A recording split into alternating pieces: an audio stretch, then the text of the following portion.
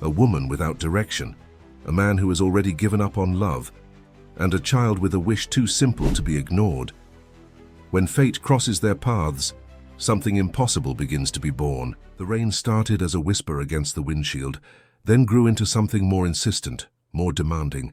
Camilla Reeves gripped the steering wheel of her aging Honda Civic tighter, her knuckles white against the cracked leather. The mountain road twisted ahead like a promise she was not sure she could keep. On the passenger seat, her backpack slouched against the door containing everything she owned that mattered, which was not much. A change of clothes, a notebook filled with half-finished thoughts, some toiletries, and a photograph she could not bring herself to throw away, but could not bear to look at either. She had left Charlotte 3 days ago with a plan that felt solid at the time. Drive to Seattle, where her friend Jessica had promised her a couch and maybe, just maybe, a fresh start. But plans had a way of falling apart when you built them on hope alone. The first crack came when her last paycheck bounced. The second came when her landlord changed the locks 2 days early. The third came now, on this rain-soaked mountain pass in the middle of nowhere, Virginia, when her car made a sound no car should ever make. The engine coughed, sputtered, and died. Camilla guided the vehicle to the narrow shoulder, her heart hammering against her ribs. She sat there for a moment, hands still on the wheel, watching the rain trace patterns on the glass. This could not be happening. Not now, not here. She had exactly $243 left to her name. She had calculated it down to the cent that morning at a gas station, somewhere outside Roanoke. That money needed to carry her across the country. It needed to feed her, fuel her, keep her moving forward, because forward was the only direction that mattered anymore. She pulled her phone from her pocket. No signal. Of course there was no signal. She was somewhere in the Blue Ridge Mountains, on a road that looked like it had been forgotten by progress decades ago. The GPS had lost connection 20 minutes earlier, leaving her with nothing but instinct and a half-remembered map. She pushed the door open and stepped into the rain. It soaked through her thin jacket immediately, plastering her dark hair to her face. She popped the hood and stared at the engine, like it might confess its sins if she looked hard enough. Steam rose from somewhere deep inside. Oil dripped onto the wet asphalt. She knew nothing about engines beyond where to pour the windshield fluid. A truck rumbled past, spraying water across her legs. It did not stop. She did not expect it to. People in small towns knew better than to stop for strangers, especially strangers who looked like they carried trouble in their backpack. She slammed the hood down harder than she meant to, the sound echoing across the empty road. For a moment she just stood there in the rain, letting it wash over her, wondering if she should laugh or scream or just sit down on the wet asphalt and wait for something, anything to change. That was when she saw him, an older man in a worn baseball cap, walking up the road with a limp that spoke of old injuries and older habits. He stopped a few feet away, taking in the scene with eyes that had seen enough broken-down cars and broken-down people to recognize both. "Trouble?" he asked, his voice rough as gravel. Camilla wiped rain from her face. "Car died, no signal. Do you know if there is a mechanic nearby?" The man scratched his jaw, considering. "Not exactly nearby. Closest shop is 40 miles back the way you came. But there is a fellow lives up the road a piece. Harrison Coleman. Used to run a garage before he moved up here. Might take a look at it if you ask nice." "How far?" "Mile, maybe less. Property is on the left, big iron gate. Cannot miss it." He paused, studying her with an expression that might have been concern or might have been suspicion. Hard to tell. "You want? I can help you push this off the road proper. Rain's getting worse. Road gets dangerous when it floods." They pushed the car together, him surprisingly strong despite the limp, until it sat safely on a wider shoulder beneath a cluster of pines. He gave her directions again, more detailed this time, then touched the brim of his cap and continued down the road, disappearing into the grey curtain of rain. Camilla grabbed her backpack, locked the car out of habit, though there was nothing inside worth stealing, and started walking. The mile felt longer in the rain. Her sneakers squelched with each step, water seeping through the worn canvas. The road climbed steadily upward, winding through dense forest that seemed to press in from both sides. She passed a hand-painted sign that read, "Clear Ridge, population 847, and wondered what kind of people chose to live this far from everything.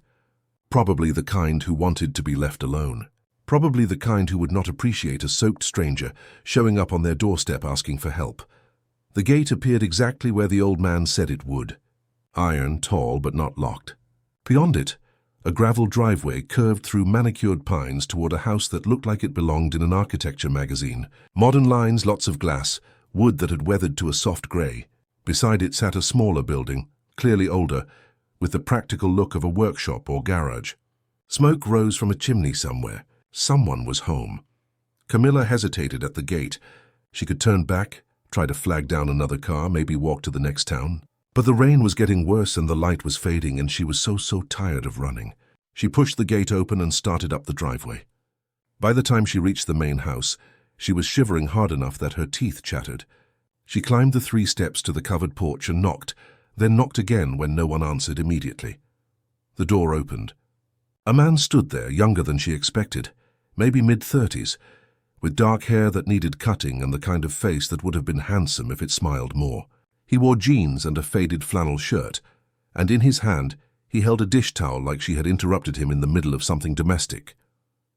Behind him, barely visible in the warm light of the hallway, a small face peered around his leg. A child. A girl with light brown hair pulled into pigtails and eyes so wide they seemed to take up half her face. "Can I help you?" the man asked. His voice was careful, neutral, the voice of someone who had learned to be cautious. Camilla realized how she must look. Soaked, bedraggled, desperate. "I am sorry to bother you. My car broke down on the road. An older man said you might be able to help." Harrison Coleman. Something shifted in his expression, though she could not read what. "That is me. He said you used to be a mechanic, used to be a lot of things." He glanced past her at the rain, then down at the small face still watching from behind his leg. "Where is the car?" "About a mile down. On the shoulder near the main road." "What is wrong with it?" "I do not know. The engine made a noise and then it just stopped. There is steam and maybe oil leaking." Harrison was quiet for a moment, thinking. The little girl tugged on his pant leg and whispered something Camilla could not hear. He bent down, said something back, then straightened. "I can take a look tomorrow morning. It is too dark and too wet to do anything tonight. Do you have somewhere to stay?" The question hung in the air between them. They both knew the answer. Camilla's silence was confession enough. Harrison sighed, the sound of a man making a decision he was not entirely comfortable with. "There is a guest cottage behind the workshop. It has heat and a bathroom. You can stay there tonight. We will figure out the car in the morning." Camilla blinked. "I cannot pay you much, not until I get to Seattle and find work." "Did not ask you to." He stepped back inside for a moment and returned with a key and a large umbrella. "Follow the path around the left side of the house. The cottage is small, but it is clean. There should be towels in the bathroom. I will bring you something to eat in a bit." He handed her the key and the umbrella, then started to close the door. The little girl darted forward suddenly, squeezing past her father's leg to stand in the doorway. She looked up at Camilla with those enormous eyes and said, in a voice as clear as bells, "Are you going to stay with us?" "Olivia," Harrison said quietly, a gentle warning. But the girl was not deterred. "You are all wet. Daddy can fix your car. He can fix anything." Camilla managed a smile despite the cold seeping into her bones. "I hope so." The girl smiled back, revealing a gap where a tooth should have been. Then Harrison scooped her up and stepped back, closing the door with a quiet click that felt both kind and final. Camilla stood there for a moment longer, then opened the umbrella and followed the path around the house. The cottage appeared through the rain, small and neat, with a green door and a single window glowing yellow. She unlocked it and stepped inside. It was simple. One room with a bed, a small table, 2 chairs, and a kitchenette in the corner. A door led to a bathroom that was barely bigger than a closet, but spotlessly clean. The heat was already on, filling the space with warmth that made her realize just how cold she had been. She dropped her backpack on the floor, peeled off her wet jacket, and just stood there, dripping on the hardwood. For the first time in 3 days, she let herself stop moving. Let herself feel the exhaustion that had been chasing her since Charlotte. Let herself wonder what she had gotten herself into, and whether this stranger's kindness would turn into something else when the sun came up. But the cottage was warm and dry and quiet, and right now that was enough. She found towels in the bathroom exactly where he said they would be, and dried herself as best she could. changed into dry clothes from her backpack, sat on the edge of the bed and waited for whatever came next. True to his word, Harrison knocked 20 minutes later. He carried a tray with a bowl of soup, bread and a thermos of coffee. He set it on the table without coming fully inside, keeping one foot on the threshold like he wanted to maintain some boundary between them. "It is not much," he said. "It is more than enough." "Thank you," he nodded, already backing away. "I will look at your car first thing tomorrow. If it is something simple, might have you on the road by afternoon. And if it is not simple?" His expression was unreadable. "Then we will figure it out." He left before she could say anything else. Camilla ate the soup slowly, savoring the warmth, and tried not to think about what would happen if the car could not be fixed. Tried not to think about the $243 or the 1,000 miles still between her and Seattle, or the reason she had left Charlotte in the first place. Outside, the rain continued its steady percussion against the roof, and somewhere in the main house a light went out. She finished eating, washed the bowl in the tiny sink, and climbed into bed fully dressed. Sleep came slowly, tangled up with worry and the strange comfort of being somewhere that felt, if not safe, then at least temporarily removed from everything she was running from. In the morning, everything would become complicated again. But for now, in this small cottage on the edge of someone else's life, she let herself rest. Morning arrived with pale sunlight filtering through the cottage window. Gentler than the rain had been, but no less insistent. Camilla woke disoriented, taking several seconds to remember where she was and how she had gotten there. The events of the previous day felt dreamlike, implausible. She sat up, rubbing sleep from her eyes, and checked her phone. Still no signal. The time read 7:15. Outside, she could hear birds and the distant sound of someone moving around. She splashed water on her face in the small bathroom, changed into her last clean shirt, and stepped outside. The property looked different in daylight. The storm had washed everything clean, leaving the world sharp-edged and vivid. The main house stood elegant against the backdrop of mountains, and beyond it she could see the workshop, its large door rolled open.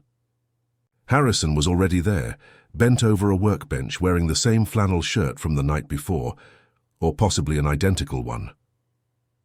Camilla approached slowly, unsure of the protocol. Did she knock? "Call out, just walk in?" She settled for clearing her throat when she reached the doorway. Harrison looked up, nodded once in acknowledgement, and set down whatever tool he had been holding. "Sleep okay?" he asked. "Yes, thank you. The cottage is really comfortable." "Good." He wiped his hands on a rag, then gestured toward an old pickup truck parked near the workshop entrance. "I will drive us down to your car. See what we are dealing with." They drove in silence. Harrison focused on the winding road, Camilla stealing glances at him when she thought he was not looking. Up close, in better light, she could see the lines around his eyes, the slight graying at his temples, the way his jaw stayed tight like he was constantly bracing for bad news. This was not a man who smiled easily. This was a man who had learned to protect himself by keeping the world at a careful distance. Her Honda sat where she had left it, looking even more pathetic in the morning light. Harrison pulled over, grabbed a toolbox from the truck bed, and got to work. He was methodical, efficient, moving with the confidence of someone who had done this 1,000 times before. Camilla stood nearby, feeling useless, watching him check connections and fluid levels and things she could not name. After 20 minutes, he straightened up, wiping oil from his hands. His expression told her everything before he opened his mouth. "How bad?" she asked. "Head gasket. Maybe worse. The engine overheated and warped something inside. I would need to take it apart to know for sure." He paused, choosing his words carefully. "It is not a quick fix. Parts alone would cost more than the car is worth." Camilla felt something inside her chest collapse. "How much are we talking?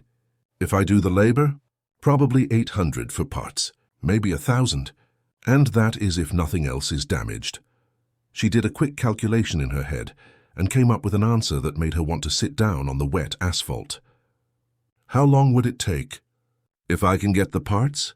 A week, maybe 10 days. That is working on it when I have time." He closed the hood and leaned against the car, studying her. "You heading somewhere specific or just heading?"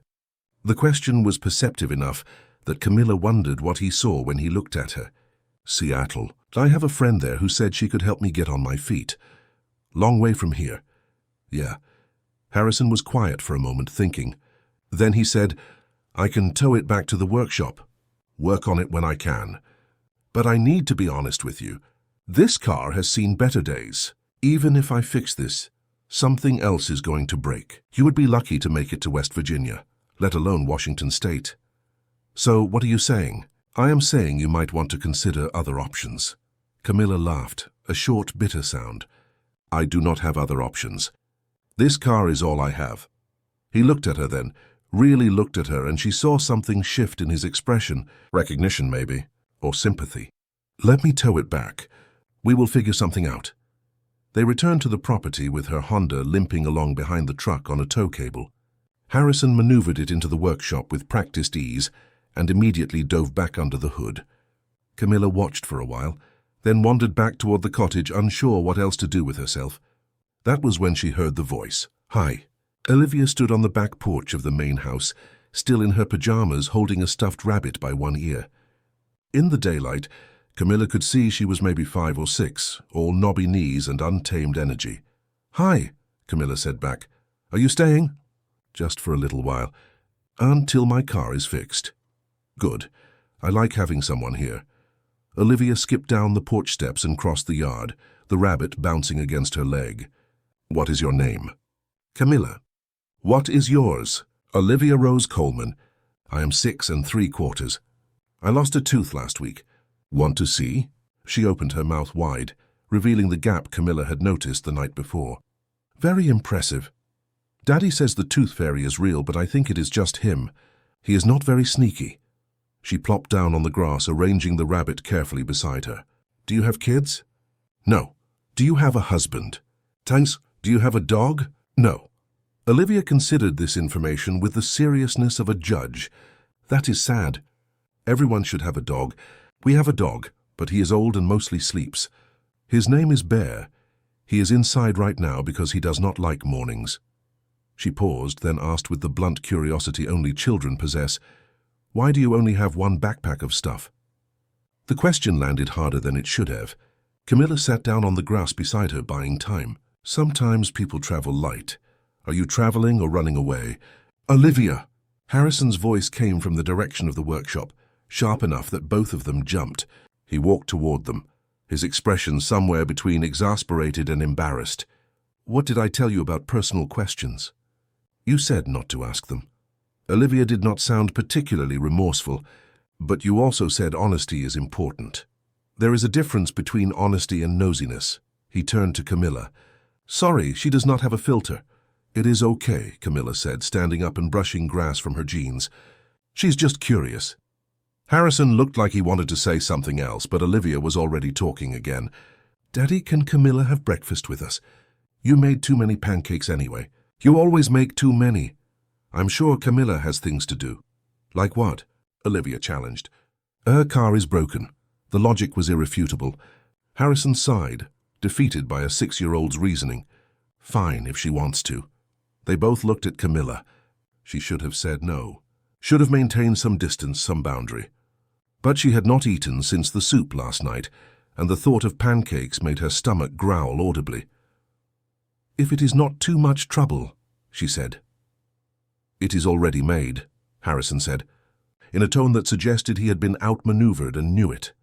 The kitchen was bright and clean, with windows that looked out over the mountains. Olivia chattered non-stop, while Harrison served pancakes with a precision that spoke of routine. He was clearly used to this, used to being both mother and father, used to the 1,000 small tasks that came with raising a child alone. Camilla watched him move around the kitchen with practiced efficiency, pouring juice, cutting fruit, checking to make sure Olivia used her napkin. There was something both competent and lonely about it. "So how did you end up in Clear Ridge?" Camilla asked, then immediately regretted the question when she saw Harrison's expression close off. "Family property," he said shortly.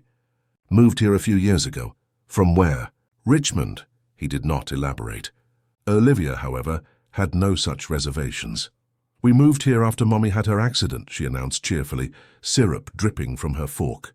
"Daddy said it was too loud in the city." "I do not remember the city much. I like it here better. We have trees and mountains, And Mrs. Patterson, who makes the best cookies in the whole world. Harrison's jaw tightened. Olivia, what? You are the one who says we should not keep secrets. There is a difference between secrets and privacy. But the damage was done. Camilla now knew that something had happened to Olivia's mother, something significant enough to uproot their entire life. She did not press. She understood too well the weight of things you did not want to talk about. They ate in a silence that Olivia filled with commentary about everything, from the shape of her pancakes, to a bird she could see through the window, to a dream she had about flying. Harrison listened with the patience of someone who had heard 1,000 similar monologues, occasionally interjecting with reminders to eat or use her napkin. Watching them, Camilla felt a peculiar ache, something that was not quite envy, but close to it. They were a unit, the two of them. Fractured, maybe, but complete in their way.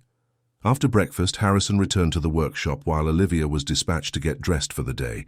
Camilla helped clean up, washing dishes at the sink while looking out at the mountains. She was drying the last plate when Harrison reappeared. About your car, he started, leaning against the doorframe. I made some calls. The parts are going to take longer than I thought to get here. Maybe 2 weeks. And the cost is going to be closer to $1,200 once I factor everything in. Camilla set the plate down carefully. I understand. The thing is, he continued, not quite meeting her eyes, I do not feel right about you paying for a motel for 2 weeks. The cottage is just sitting there empty anyway. You are welcome to stay until the car is done. I cannot do that. Why not? Because you do not know me. Because it is too much. Because I have nothing to offer in return. You do not need to offer anything in return. It is an empty cottage. He shrugged, uncomfortable with his own generosity. Unless you would rather stay somewhere else. You know I cannot afford somewhere else. Then it is settled. It is not settled. I need to do something. I cannot just stay here for free. Harrison thought about this. The cottage could use some cleaning. The main house too, if I am being honest. And Olivia could use someone to keep her from asking strangers inappropriate questions. If you want to earn your keep, there is plenty to do. It was not a job offer exactly, but it was close enough. Camilla nodded slowly. Okay, thank you. Do not thank me yet. Olivia is a handful. As if summoned by her name, Olivia appeared in the hallway, now dressed in mismatched clothes that she had clearly chosen herself. Camilla is staying, she asked, her whole face lighting up. For real? Just until her car is fixed, Harrison said firmly.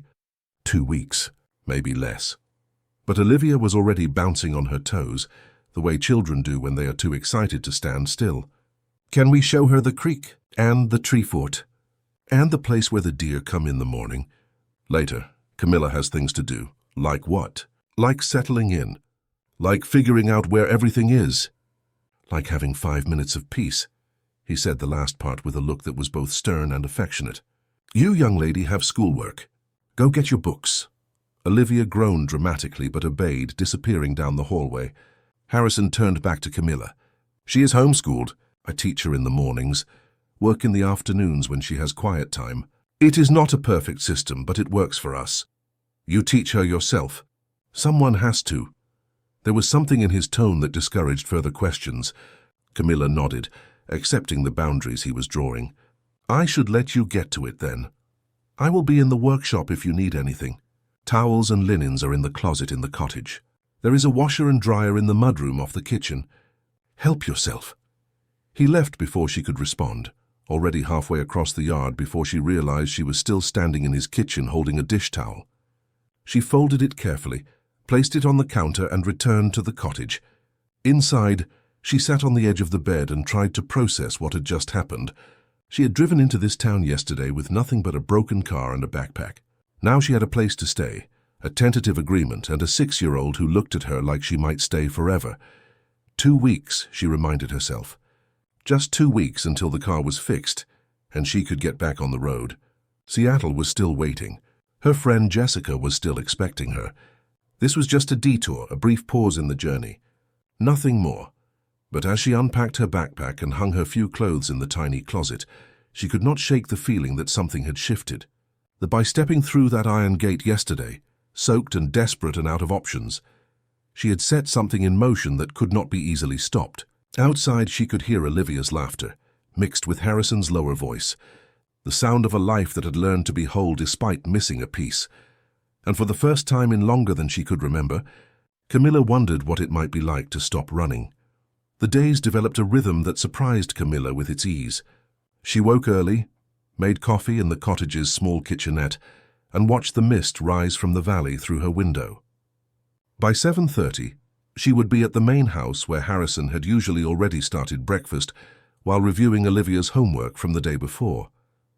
The mornings belonged to lessons. Camilla would clean quietly, moving from room to room with a dustcloth and vacuum, listening to Harrison explain fractions or help Olivia sound out difficult words. His teaching style was patient but firm, never condescending, always pushing her just slightly beyond what she thought she could do. By the fourth day, Olivia had started pulling up a chair for Camilla during story time, insisting she needed to hear the ending of whatever chapter book they were working through. By the fifth day, Camilla was helping with lunch preparation, chopping vegetables while Harrison stirred soup, and Olivia set the table with exaggerated care. By the end of the first week, it almost felt normal. This strange domestic arrangement between three people who barely knew each other, but were learning each other's patterns nonetheless. Harrison remained polite but distant, always maintaining an invisible line between gratitude and familiarity. He thanked her for cleaning, nodded approval when she organized his chaotic paperwork, but never lingered in conversation longer than necessary. Camilla understood. She was temporary, a guest, not family. She tried not to notice the way his shoulders relaxed slightly when Olivia laughed, or how he stood at the kitchen window sometimes, just staring at the mountains like they held answers to questions he was not asking out loud. The workshop became his refuge. He spent hours there, working on her car but also on other projects. Furniture restoration, small engine repair, the kind of intricate work that required absolute focus. Camilla would bring him coffee in the afternoon, leaving it on the workbench without a word, and he would nod his thanks without looking up. It was an exchange that said everything and nothing. She was here, he was here. They were both trying to figure out what that meant. On the 8th day, Harrison announced that he needed supplies from town and that Olivia wanted to go along. Did Camilla want to come? She hesitated, unsure if the invitation was genuine or obligatory, but Olivia settled the matter by grabbing her hand and pulling her toward the truck. Clear. Ridge's downtown consisted of one main street, lined with brick buildings that looked like they had been there since before the Civil War. There was a general store, a diner, a post office, a library, and a handful of shops selling things tourists might want. Antiques, local honey, hand-carved wooden signs. It was the kind of place that probably thrived in the fall when the leaves changed, and barely scraped by the rest of the year. They parked in front of Miller's General Store, a sprawling establishment that seemed to sell everything from hardware to groceries to fishing licenses. Olivia immediately dragged Camilla toward the candy aisle, while Harrison headed for the back, list in hand. Camilla stood with the little girl, watching her agonize over the important decision between gummy bears and sour worms when she felt eyes on her back. She turned. 3 women stood near the end of the aisle, not quite staring but definitely looking. They were probably in their 50s or 60s, wearing the kind of comfortable, practical clothes that suggested they had lived in Clear Ridge their entire lives and saw no reason to leave. One of them, a woman with silver hair cut short, smiled slightly when their eyes met. Not friendly exactly, but not unfriendly either. Curious. "You must be the one staying with Harrison," the woman said, moving closer. "I'm Margaret Patterson. I live just down the road from the Coleman place." Camilla recognized the name. The cookie lady Olivia had mentioned. "Camilla Reeves. Nice to meet you. Car trouble, I heard. Yes, Harrison has been kind enough to let me stay while he fixes it." "Harrison is a good man," Margaret said, in a tone that suggested there was more to that sentence left unsaid. "Keeps to himself mostly, but he is always helpful when needed." "How long are you planning to stay?" "Just until the car is ready. Another week, hopefully." The other 2 women had drifted closer now, not even pretending to shop. One of them, thin and sharp-featured, said, "Quite generous of him to put up a stranger. Must be difficult, him alone with a young daughter and all." The comment landed with an edge Camilla could not quite identify. Before she could respond, Olivia reappeared with both packages of candy, having apparently decided that choosing was too hard. "Mrs. Patterson, did you bring cookies?" "Not today, sweetheart. But I will make a batch this weekend just for you. Can Camilla have some too?" "Of course." Margaret's smile was genuine now, focused on the child. "Bring her by any time." Harrison appeared then, arms full of supplies, and the atmosphere shifted subtly.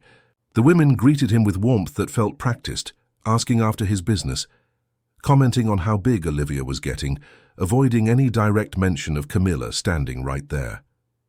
Harrison's responses were polite but brief, clearly eager to finish shopping and leave.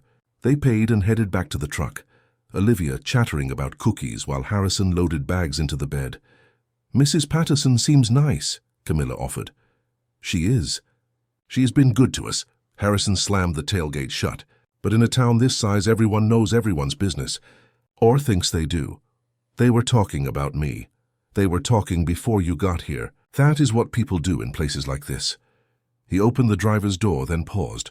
"Do not let it bother you. They will move on to the next interesting thing soon enough." But as they drove home, Camilla could not shake the feeling of being observed, evaluated, categorized. She understood. Single woman shows up out of nowhere, stays with a widower and his child, no clear plans to leave. It looked suspicious. It looked like something it was not, but explaining that would require talking about things she had come here to escape. So she said nothing, just watched the mountains slide past and tried not to think about what story those women were probably constructing right now over coffee and speculation. The next morning, Camilla walked to the general store alone. They needed milk, and Harrison was deep in the middle of a complicated repair on her engine. It felt good to move, to have a purpose beyond cleaning and organizing. The day was warm, the kind of late spring weather that made you believe summer might actually arrive someday. She took her time enjoying the walk, noting the wildflowers blooming along the roadside and the way the light filtered through the trees. The store was busier than it had been 2 days earlier. Camilla grabbed what she needed and headed toward the register, where a young woman with blonde hair and a name tag that read Ashley was checking out an older customer. As Camilla waited in line, she noticed Ashley glancing at her with poorly concealed interest. When it was her turn, Ashley rang up the milk with exaggerated efficiency. "You are staying with Harrison Coleman, right?" she asked, not bothering with subtlety. "Yes, temporarily." "Right, car trouble." Ashley smiled, but it did not reach her eyes. Funny how car trouble can last so long. Camilla handed over the cash, not taking the bait. "Engines are complicated." "I guess so. Though it is interesting, you know? Harrison has lived here for 4 years and never once had anyone stay at that property. Now suddenly he is playing landlord. I am paying for the repairs." "That is it." "Sure, of course." Ashley handed back the change with a look that said she believed otherwise. "Just saying people notice things. Small town and all." Camilla left without responding, the milk carton cold against her palm, anger simmering in her chest. She knew what this was. She had seen it before in other towns, other circumstances. The judgment that came when you did not fit into the acceptable boxes people had constructed. She was an outsider. She was disrupting the established order. She was living with a man without being married to him. And in a place like this, that was enough to warrant suspicion regardless of the actual circumstances. She was halfway home when she heard footsteps behind her. She turned, half expecting to see Ashley or one of the women from the other day, but it was Margaret Patterson, slightly out of breath from walking quickly. "Camilla, wait." Camilla stopped, wary. Margaret caught up, her expression apologetic. "I wanted to talk to you without an audience," Margaret said. "About the talk in town. I have noticed. It is not personal. People here have known Harrison since he moved to Clear Ridge. They care about him, about Olivia. They worry, and about what? That I am taking advantage of him? Some do, yes. Others worry you are getting yourself into something difficult. Harrison is not the easiest man to understand. He has been through a lot." "I know about his wife," Camilla said quietly. Olivia mentioned it. Margaret's expression softened. It was tragic. A helicopter accident. He was supposed to be on that flight, but stayed behind for a business meeting. The guilt nearly destroyed him. That is why he moved here, why he pulled away from everything. He blamed himself. Camilla felt something twist in her chest. She understood guilt.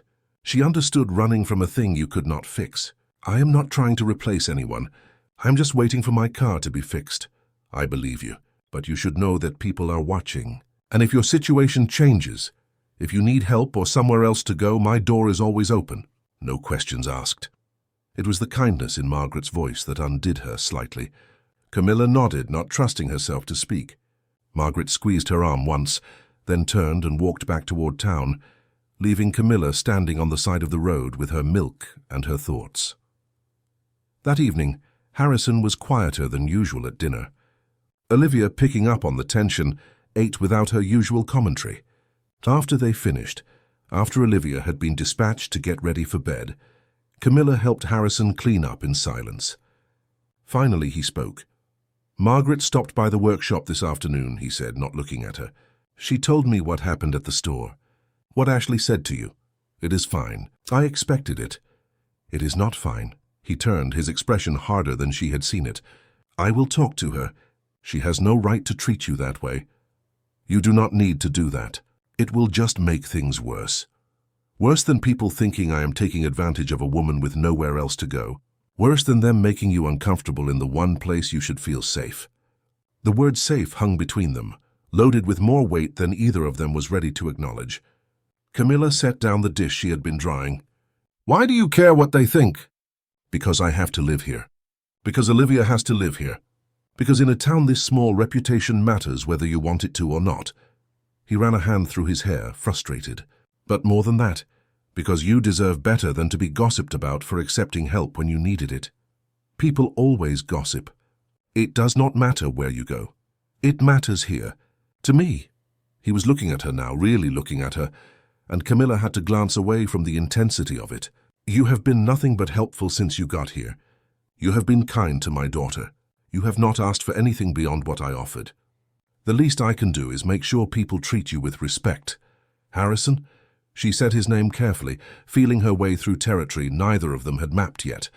"I appreciate that, but I am not your responsibility. In another week, I will be gone and your life will go back to normal. Do not pick fights with your neighbors over someone who is just passing through." He was quiet for a long moment. Then he said so softly she almost missed it, "Maybe I do not want you to be just passing through." The words settled into the space between them like stones dropped into still water. Camilla felt something shift, something that had been building since that first rain-soaked night when he opened his door to a stranger. But before either of them could say anything else, Olivia called from upstairs needing help with something, and the moment fractured. Harrison left without another word, and Camilla finished cleaning up alone, her hands moving mechanically while her mind replayed that one sentence over and over. "Maybe I do not want you to be just passing through." She returned to the cottage as the sun set behind the mountains, painting everything in shades of gold and shadow. Inside, she sat on the edge of the bed and pulled out her notebook, the one she carried everywhere but rarely opened. She stared at the blank page, pen in hand, trying to find words for what was happening. But the page stayed empty. Some things were too new, too fragile to pin down with language. Outside lights came on in the main house. She could see Olivia's silhouette in the upstairs window, moving around her room, could see Harrison pass by another window, then disappear. 2 weeks, she had said. Just 2 weeks. But she was beginning to suspect that 2 weeks might not be nearly enough to untangle what was forming between 3 people who had all, in different ways, learned to survive by staying closed off from the world, and that scared her more than anything else. The second week arrived with a shift in the air, subtle but undeniable. Harrison started lingering longer at breakfast, asking Camilla questions about books she liked or places she had lived before. Olivia grew bolder in her affection, climbing into Camilla's lap during story time, or insisting Camilla braid her hair before school lessons. The boundaries that had felt so clear at the beginning were blurring, and Camilla was not sure whether to reinforce them or let them dissolve entirely. One morning, while Harrison was in town picking up parts, Olivia decided she wanted to show Camilla the tree fort her father had built. They walked through the woods behind the property, following a narrow path that wound between pines and oaks. The fort appeared suddenly, a simple platform built between 3 large trees with a rope ladder dangling down. It was sturdy, well made, The kind of project someone had poured real care into. Daddy built it for me after we moved here, Olivia explained, scrambling up the ladder with practiced ease. He said every kid needs a place that is just theirs. Camilla followed more carefully, testing each rung. At the top, the platform was bigger than it looked from below, with enough room for 2 people to sit comfortably. Someone had carved initials into one of the beams. O.C. Olivia Coleman. Below that, fresher and smaller, were 2 more letters. H.C., is that for your dad? Camilla asked. Yeah, I made him carve it so I would remember he built this just for me. Even when he is busy and stressed, I can come here and remember. She swung her legs over the edge, fearless in a way only children can be. Do you have a dad? I did. He passed away when I was young, like my mom. Camilla hesitated. The parallel was not quite right, but close enough. Sort of. Do you miss him? Every day. Olivia was quiet for a moment, processing this. I do not remember my mom very much. Sometimes I think I do, but then Daddy shows me pictures and I realize I was remembering the pictures, not her. Does that make sense? It makes perfect sense. Daddy never talks about her. He thinks I do not notice, but I do. He gets sad when he sees the pictures. Really sad, like his whole body is heavy. So I stopped asking. She picked at a splinter in the wood. Do you think that is bad? That I stopped asking? Camilla felt her throat tighten. No, sweetheart. I think that means you love your dad very much. You are trying to protect him. But who protects him if I do not ask? Who makes him talk about the sad stuff, so it does not just stay inside him forever? The question was more perceptive than any 6-year-old should have to be. Camilla put an arm around Olivia's shoulders, and the girl leaned into her with a trust that felt both precious and terrifying. Sometimes grown-ups need time to figure things out on their own. But your dad is lucky to have you. Even if he does not say it out loud, I promise he knows. They sat there for a while longer, watching the wind move through the trees before climbing down and heading back to the house. Harrison had returned while they were gone, and he met them at the edge of the yard with an expression Camilla could not quite read. Where were you two? He asked. The tree fort, Olivia announced. I showed Camilla my secret hideout. Something flickered across Harrison's face. Surprise maybe, or concern. The fort was clearly something private, something he had built for Olivia alone. And now that space had been shared with someone else. But he just nodded and said, Make sure you wash up before lunch. Olivia ran ahead toward the house.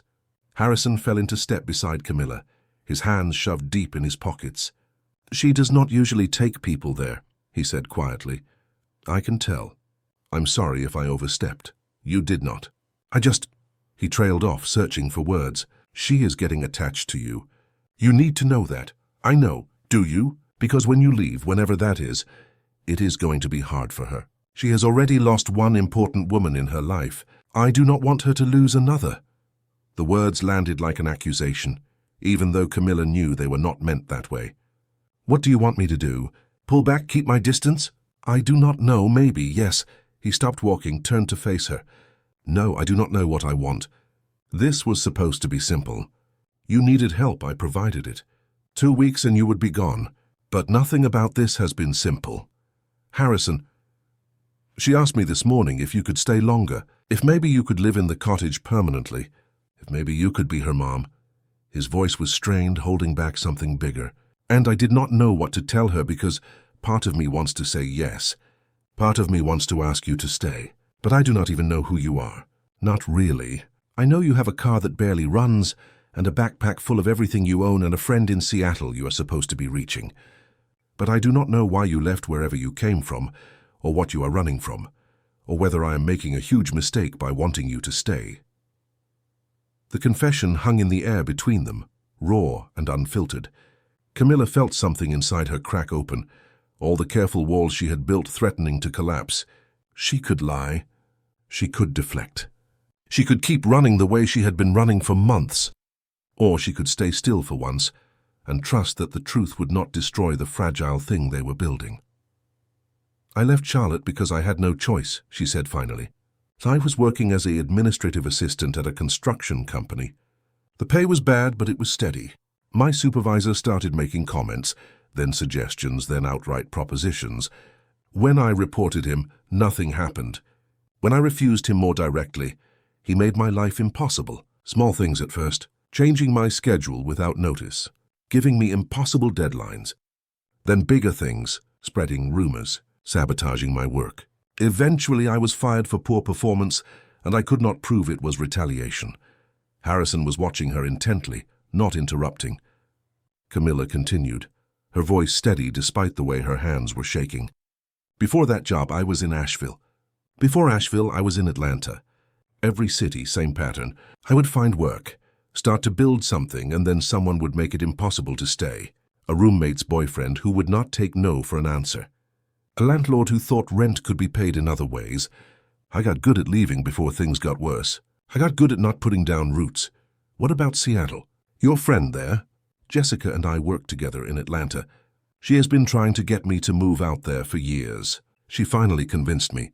Said she could help me find something stable, somewhere I could actually build a life instead of just surviving. She laughed, but it sounded brittle. Then my car broke down and I ended up here instead. What about family? Parents, siblings? My dad passed away when I was 12. My mom remarried someone who made it clear I was not part of his plan. I left at 18 and have not been back. No siblings. No cousins worth mentioning. It has been just me for a long time. Harrison was quiet for a long moment. When he spoke, his voice was gentler than she expected. That supervisor, the one who harassed you, did he ever find out where you went? The question struck a nerve. Camilla wrapped her arms around herself, suddenly cold despite the warm afternoon. I do not think so. I was careful. I did not leave a forwarding address. I did not tell anyone where I was going. But you are not sure? No, I am not sure. He nodded slowly, absorbing this information. Then he did something unexpected. He reached out and took her hand, holding it carefully like it was something that might break. Thank you for telling me. I know that was not easy. Are you going to ask me to leave? Why would I do that? Because now you know I am the kind of person trouble follows. Because you have a daughter to protect and I am a risk you do not need to take. Or, Harrison said, his grip on her hand tightening slightly, you are someone who has been dealt a terrible hand and has done everything she could to survive it. That does not make you dangerous. That makes you strong. The words hit her harder than any criticism could have. She had expected judgment. She had expected him to pull back, to recalculate the equation of her presence in his life. Instead, he was standing here holding her hand and calling her strong. It was too much. It was everything. I do not want to hurt Olivia, she whispered. I do not want to hurt you. Then stay, not as a guest, not temporarily. Just stay. For how long? I do not know. As long as it works. As long as you want to be here. He paused, choosing his words carefully. I am not asking you to be Olivia's mother. I am not asking you to be anything specific. I am just asking you not to leave yet. Give this place a chance. Give us a chance. See what happens. It was terrifying. It was the exact opposite of every instinct that had kept her safe for years. But it was also what she wanted so desperately, she had not let herself even think about it until now. What about the car? Keep it. Sell it. We will figure it out. The car is not important. You are. Before she could respond, Olivia's voice rang out from the house, calling them for lunch. Harrison released her hand, but did not step back. Think about it. No pressure. Just think about it. He walked toward the house, leaving Camilla standing in the yard with her thoughts spinning and her heart beating too fast. She looked up at the mountains, solid and unchanging, and tried to imagine what it might be like to stay in one place, long enough to memorize their shapes. Tried to imagine what it might be like to be wanted, not despite who she was, but because of it. That night, after dinner and dishes and Olivia's bedtime story, Camilla sat in the cottage and wrote in her notebook for the first time since arriving. She wrote about Harrison's careful hands and Olivia's gap-toothed smile. She wrote about the way the morning mist looked from her window and the sound of rain on the cottage roof. She wrote about fear and possibility and the strange, fragile hope that had taken root somewhere in her chest without permission. She wrote until her hand cramped and her eyes grew heavy. And when she finally fell asleep, she dreamed not of running but of staying, of building something instead of abandoning it, of roots growing deep instead of shallow. When she woke in the morning, the first thing she saw through her window was Harrison and Olivia in the yard, playing with the old dog named Bear. They were laughing, the kind of genuine laughter that came from joy rather than obligation. And watching them, Camilla made a decision. She would stay. Not forever, because forever was too big and too frightening to promise. But for now, for today, for as long as this fragile thing they were building could hold the weight of 3 people learning to be something more than their broken parts. She got dressed and walked across the yard to join them. Olivia saw her first and ran over, grabbing her hand to pull her into whatever game they were playing.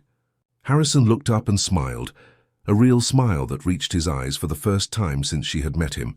And in that moment, standing in the morning sun with a child's hand in hers and a man looking at her like she was something worth keeping, Camilla felt something she had not felt in years. She felt like she was home. 3 weeks became 4. 4 became 5. The car sat in the workshop, fixed but not mentioned.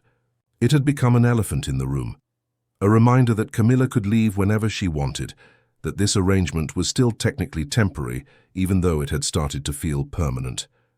Harrison never brought it up. Neither did Camilla. They moved around the truth like dancers avoiding a misstep, content to let the days unfold without forcing definitions or deadlines. Camilla had settled into Clear Ridge in ways that surprised her. She knew which mornings Mrs. Patterson opened the bakery early and which days the library got new books. She knew the names of the regulars at Miller's General Store and how to deflect their increasingly friendly but still curious questions. She had even started helping Margaret with the community garden twice a week, digging in the soil until her hands were dirty and her mind was quiet. Olivia thrived on the new routine. She talked constantly about Camilla to anyone who would listen, weaving elaborate stories about their adventures and plans. Camilla had become a fixture in the child's life, as essential as breakfast or bedtime stories. Harrison watched this development with a mixture of happiness and worry that he tried to hide but could not quite manage. Sometimes Camilla would catch him staring at them with an expression that looked like fear wrapped in longing, and she understood. He was terrified of what would happen if she left. She was terrified too. The morning everything changed started like any other. Camilla was making pancakes, while Harrison reviewed math worksheets, and Olivia drew pictures at the table. The radio played softly in the background, some oldies station that Harrison favored. It was peaceful, ordinary, the kind of morning that made you believe nothing bad could touch you. Then came the knock at the door. Harrison answered it to find the postman, Jerry holding a certified letter. "Morning, Harrison. Got something here that needs a signature. Actually, it is for a Camilla Reeves. She staying here?" The change in Harrison's expression was subtle, but Camilla saw it. The slight tension in his shoulders, the careful neutrality that dropped over his features like a mask. "She is. I can sign for her." "Afraid not. Needs her signature specifically. Legal stuff looks like—" Camilla's stomach dropped. She set down the spatula and walked to the door, her legs feeling suddenly unsteady. Jerry handed her the clipboard, and she signed with a hand that did not quite want to cooperate. The envelope was thick, official, with a law firm's name embossed in the corner. She did not recognize the firm, but she recognized the return address. "Charlotte, North Carolina. Everything okay?" Jerry asked, his curiosity barely concealed. "Fine, thank you." Camilla took the envelope and stepped back, letting Harrison close the door. She stood there in the hallway, staring at her name typed in formal letters, while her heart hammered against her ribs. "Camilla?" Harrison's voice was gentle but concerned. "What is it?" "I do not know." But that was a lie. She knew. Somehow, despite all her precautions, despite leaving no trail, someone had found her. She walked to the kitchen table and sat down, the envelope burning in her hands. Olivia looked up from her drawing, picking up on the tension in the room even if she did not understand it. "Is something wrong?" the little girl asked. "No, sweetheart. Everything is fine. Why do not you go play in your room for a bit? The grown-ups need to talk." Olivia's eyes moved between her father and Camilla, reading the room with uncomfortable accuracy. But she obeyed, gathering her crayons and padding out of the room. Once they heard her footsteps on the stairs, Harrison pulled out a chair and sat across from Camilla. "Open it," he said quietly. She did. The letter inside was professionally worded and devastatingly clear. It was from Marcus Webb's attorney. Marcus, her former supervisor, the man who had made her life in Charlotte unbearable. He was suing her for defamation, claiming she had spread false accusations about him that damaged his reputation and career. The letter demanded she appear for a deposition and warned that failure to respond would result in a default judgment against her. There was a deadline. 2 weeks. Camilla read it twice, the words blurring together. Then she set it on the table and laughed, a sound that had nothing to do with humor and everything to do with the absurdity of the universe. He found me. Who? Marcus. My former supervisor. The one I told you about. She pushed the letter toward Harrison. He is suing me for defamation, for telling the truth about what he did. Harrison read the letter carefully, his expression growing darker with each line. When he finished, he set it down with deliberate control. This is harassment. He cannot possibly expect to win this case. He does not need to win. He just needs to drag me through the process. Legal fees, depositions, stress. Even if I win, I lose. She stood up, pacing to the window and back. And he knows I cannot afford a lawyer. He knows I have no resources to fight him. This is punishment for refusing him. This is him reminding me that he has power and I have none. That is not true. You have... What? You, this house? This life I have been borrowing for 5 weeks. The words came out harsher than she meant them. I have nothing, Harrison. I came here with nothing. I am still nothing. Stop. His voice was sharp enough that she did. He stood, crossing the space between them. You are not nothing. You are someone who survived something terrible and kept going. That makes you stronger than most people I know, including me. Strength does not pay legal fees. Strength does not make this go away. Then we find another way. We hire a lawyer. We fight this. We? The word felt dangerous in her mouth. There is no we. This is my problem. You have done enough. More than enough. Do not do that. Do not push me away because you are scared. I am not scared. I am realistic. She grabbed the letter, shoving it into her pocket. I need to think. I need to figure this out. She walked out before he could respond, crossing the yard to the cottage on legs that threatened to give out. Inside, she leaned against the closed door and tried to breathe. The walls felt like they were closing in, the air too thick to pull into her lungs properly. She had been stupid to think she could stop running. Stupid to think she could build something permanent when her entire life was constructed on sand. The rest of the day passed in a blur. Harrison tried to talk to her at lunch, but she made excuses.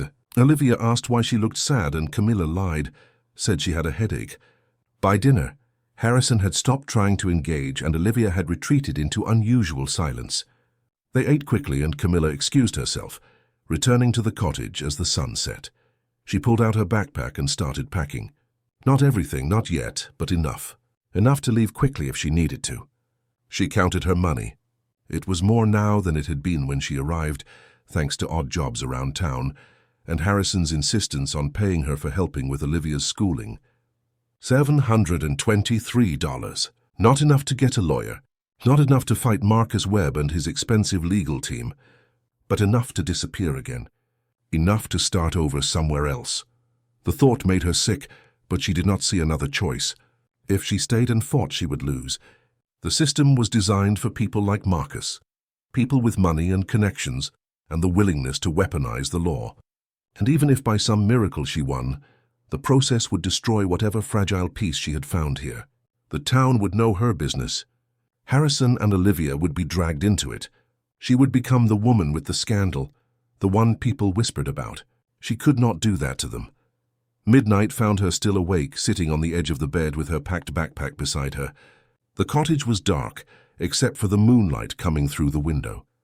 She could see the main house, most of its windows dark now except for one on the second floor. Harrison's room. She wondered if he was awake too, if he was thinking about her the way she was thinking about him. Probably not. Probably he was relieved that this was ending before it got more complicated. Probably he would wake up tomorrow and find her gone, and eventually tell Olivia some gentle lie about why Camilla had to leave, and they would move on. They would be fine without her. But even as she thought it, she knew it was not true. Olivia would be devastated. And Harrison would feel betrayed. Not because he had any claim on her, but because he had offered her something rare and precious, trust. And she was about to throw it back in his face by running away without explanation. She was still wrestling with the decision when she heard footsteps outside. Soft, careful footsteps that could only belong to one person. She opened the door before Olivia could knock. The little girl stood there in her pajamas, her stuffed rabbit clutched to her chest, her eyes red from crying.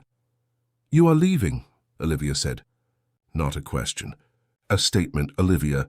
I saw you packing." "Through the window. You are going to leave like everyone leaves." Tears spilled down her cheeks. "I thought you were different. I thought you liked us. I do like you. I love you." The words were out before Camilla could stop them, true and terrifying. But sometimes loving people means leaving when staying would hurt them more. That does not make any sense. How does leaving hurt less? You are my friend. You are supposed to stay when things are hard, not run away. The logic was irrefutable, devastating. Camilla knelt down so they were eye level. Sometimes grown-up problems do not have good solutions. Sometimes you have to choose between bad options and worse ones. Then choose better. Stay and fight. Daddy would help you. I would help you. We are supposed to be a family. We are not a family, sweetheart. Not really. I'm just someone who needed help, and your dad was kind enough to give it. But that was always temporary. That is not true. Olivia's voice was fierce now, cutting through her own tears. You are family. You make pancakes the way I like them, and you read the voices in stories all funny, and you laugh at Daddy's bad jokes even when they are not funny. You are family because we love you and you love us, and that is what family means. Behind Olivia, Harrison appeared, drawn by his daughter's voice. He took in the scene with one glance, the packed bag visible through the open door, Camilla on her knees, Olivia crying. His expression went carefully blank. Olivia, go back to bed. But Daddy. Now. The sharpness in his voice was so uncharacteristic that Olivia flinched. But she obeyed, running back toward the main house with her rabbit trailing behind her. Harrison waited until she was out of earshot before turning to Camilla. So this is how it ends. You pack a bag and disappear in the middle of the night. I was going to leave a note. A note. He laughed, bitter and broken. 5 weeks. 5 weeks of you becoming part of our life, of my daughter loving you, of me falling for you, and you were going to leave a note. What else can I do? Stay here and let that man drag me through court? Let the whole town know my business? Let your reputation get destroyed because you helped a woman who brought trouble with her? I do not care about my reputation. I care about you. I care about what this is doing to you. Then let me go. Let me handle this my way. By running. His voice rose slightly. That has worked out great for you so far, has it not? New city, same problems, always looking over your shoulder. When does it stop, Camilla? When do you stand still long enough to fight back? I cannot fight him. I have no money, no lawyer, no resources. He wins by default. You have me. You have this place. You have a town full of people who would help if you let them. He stepped closer, his voice dropping but losing none of its intensity. You have a little girl in there who thinks you hung the moon, and a man who would do anything to keep you safe. That is not nothing. That is everything. The words cracked something open inside her. All the walls she had built, all the careful distance she maintained, all of it crumbled under the weight of his honesty. She sat down hard on the cottage steps, her strength finally giving out. Harrison sat beside her, close enough that their shoulders touched. I do not know how to do this, she whispered. I do not know how to stop running. You start by unpacking that bag. Then you let me make some calls. I know people. Good people. Lawyers who owe me favors. We will figure this out together. Why? Why would you do this for me?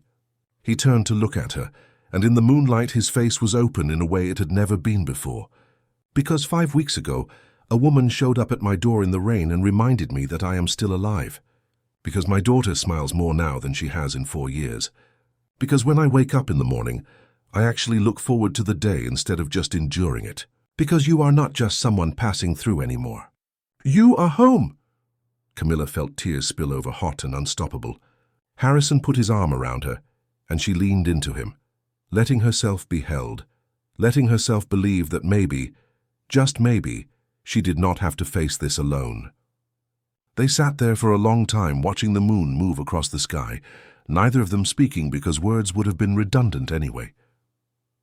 Finally, Camilla said, Okay. Okay? Okay, I will stay. I will fight. But if this gets ugly, if it starts hurting you and Olivia, I need you to promise you will tell me. Promise you will not sacrifice everything just to save me. I promise to tell you the truth, but I am not promising to let you go. That ship sailed about 3 weeks ago, and I have no interest in calling it back to shore. Despite everything, despite the fear and uncertainty and the legal disaster waiting in her pocket, Camilla smiled. You are a stubborn man, Harrison Coleman. You have no idea. He stood, pulling her up with him. Now go unpack that bag and get some sleep. Tomorrow we start figuring out how to fight back, together. She did as he said, unpacking with hands that finally felt steady. When she climbed into bed an hour later, she did not dream of running. She dreamed of standing still, of roots growing deep, of a family that had found each other in the most unlikely way and decided to hold on despite the storms ahead. Harrison made good on his promise. By the end of the week, he had connected Camilla with a lawyer in Richmond, a sharp woman named Patricia Chen who specialized in employment law and harassment cases. Patricia took one look at the lawsuit and the background information and immediately filed a motion to dismiss, arguing the case was frivolous and constituted harassment. She also drafted a counterclaim for Camilla, documenting the pattern of misconduct that had led to her termination. The process was not fast and it was not free, but Patricia agreed to work on a contingency basis, betting that Marcus Webb would rather settle quietly than have his behavior exposed in court. Men like him count on their victims staying silent, Patricia explained during their first video call. They count on fear and lack of resources keeping people from fighting back. The moment you show you are willing to fight, they usually fold. Not always, but usually. Camilla wanted to believe her, but years of disappointment had taught her to be cautious with hope. Still, having someone in her corner who knew the law and was not intimidated by expensive legal letterhead made breathing slightly easier. Harrison sat beside her during every call with Patricia, taking notes, asking questions, being the steady presence she had never had before when facing impossible situations. The lawsuit became a shadow that hung over everything, but they did not let it consume them. Life continued. Olivia needed to be taught and fed and loved. The house needed maintenance. The workshop needed attention. And slowly, almost without noticing, Camilla found herself not just living at the Coleman property, but actively building something there. It started small. She organized the workshop's chaotic filing system and created a basic inventory of parts and tools. Then she noticed that several people in town had asked Harrison about repairs, but he had turned them down, claiming he did not have time. Camilla suggested they post official hours, treating the workshop more like an actual business than a hobby. Harrison was skeptical at first, but when she created flyers and distributed them around town, the response surprised both of them. Within 2 weeks, they had a steady stream of small jobs. Lawnmower repairs, furniture refinishing, the kind of practical work that people in rural areas always needed, but did not always have local options for. Camilla handled the customer interactions and scheduling, while Harrison did the technical work. They fell into a rhythm that felt natural, organic, like they had been running a business together for years instead of weeks. "You are good at this," Harrison said one afternoon, watching her negotiate a price with a customer who wanted her antique table restored. The business side of things. "I always hated dealing with people. That is because you treat every conversation like a potential ambush. Most people just want to be heard and treated fairly." "Is that what you do? Treat people fairly?" "I try. It is what I wish people had done for me." The simplicity of the answer seemed to strike him. He nodded slowly, then went back to work, but Camilla caught him watching her throughout the rest of the day with an expression that made her chest feel warm and tight at the same time. The workshop's growing success had an unexpected side effect. The town gossip shifted. Instead of whispers about the mysterious woman living with Harrison Coleman, people started talking about what a smart move it was to bring in help, how the business was really taking off, how nice it was to have quality repair work available locally again. Margaret Patterson stopped by one afternoon with fresh cookies and a knowing smile. "You have won them over," she said, settling into the chair Camilla kept near the workshop entrance for waiting customers. "The town. They like you now. They tolerate me. There is a difference. Do not sell yourself short. People here are slow to accept outsiders, but once they do, they are loyal for life." You have proven yourself useful, reliable, kind to that little girl. That matters more than any amount of charm or small talk. I am not trying to prove anything. I am just trying to help. I know. That is why it is working." Margaret bit into a cookie, considering her words. Harrison seems different too. Lighter somehow. He has not looked this relaxed since before the accident. The accident. They still did not talk about it directly, Harrison and Camilla, but it was always there in the background. The ghost of the woman who had come before, whose absence had shaped everything about Harrison's current life. Camilla had seen pictures around the house, carefully placed but not hidden. A beautiful woman with dark hair and a smile that reached her eyes. Eleanor, that was her name. Olivia had mentioned it once in passing, so casually it was clear she barely remembered the person behind it. "He is a good man," Camilla said carefully. "He deserves to be happy. So do you. And for what it is worth, I think you are good for each other.